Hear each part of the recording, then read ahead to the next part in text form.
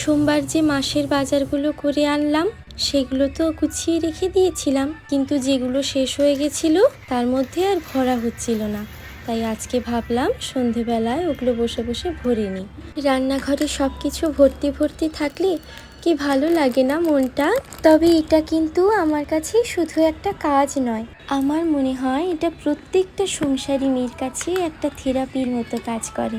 আমি যা যা খেতে ভালোবাসি সেগুলো সব আমার বর এনে রেখে দেয় বাড়িতে। আমরা মাসের বাজারটা করতে গেলে তখনই নিয়ে চলে আসি, বা কখনো ও নিজেও নিয়ে আসে। তাই সবসময়ই আমার পছন্দের খাবার কিন্তু আমার বাড়িতে হাজির থাকে।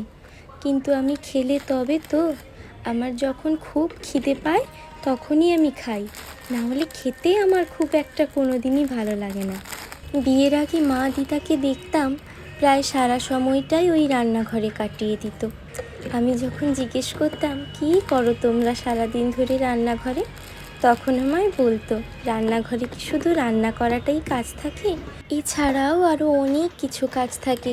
যেমন ধরো রান্নাঘরে সব কিছু গুছিয়ে রাখা, যেগুলো রান্নাঘরে থাকতে থাকতে তেল চিটে ধরে যায় সেগুলোকে ধোয়া, বাকি জিনিসগুলো যেগুলো শেষ হয়ে যাচ্ছে সেগুলোকে ভর্তি করে রাখা, আরও অনেক কাজ থাকে।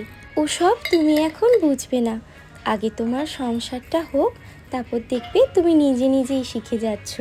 বিয়ের আগে যখন দেখতাম মা যেদিন করেই ভুসিমাল বাজার করে আনতো, আর তারপরে যখন খালি কৌটোগুলোর মধ্যে সব কিছু ভর্তি করে দিত, সেদিন মা আর দিদার মধ্যে একটা আলাদাই আনন্দ থাকতো, মুখে একটা মিষ্টি হাসি থাকতো। আর এখন আমার নিজের সংসারটা হয়ে যাওয়ার পরে ওই হাসির কারণটা আমিও বুঝি। সত্যিই তাই, সমস্ত খালি জিনিস নিজের হাতে পুরো ভর্তি করে পরিপূর্ণ করে দিতে খুব ভালো লাগে। আর সেই জন্যই হয়তো মেয়েদেরকে লক্ষ্মী বলা হয়। আজকে আমার শরীরটা তেমন একটা ভালো নেই, তাই আমি একটু আমার জন্য আলু সিদ্ধ বসিয়ে দিয়েছি। ওগুলো ভরতে ভরতে আমার হাজব্যান্ডও চলে এসেছে, তাই ওর জন্য খাবারের ব্যবস্থাটা করে নিচ্ছি।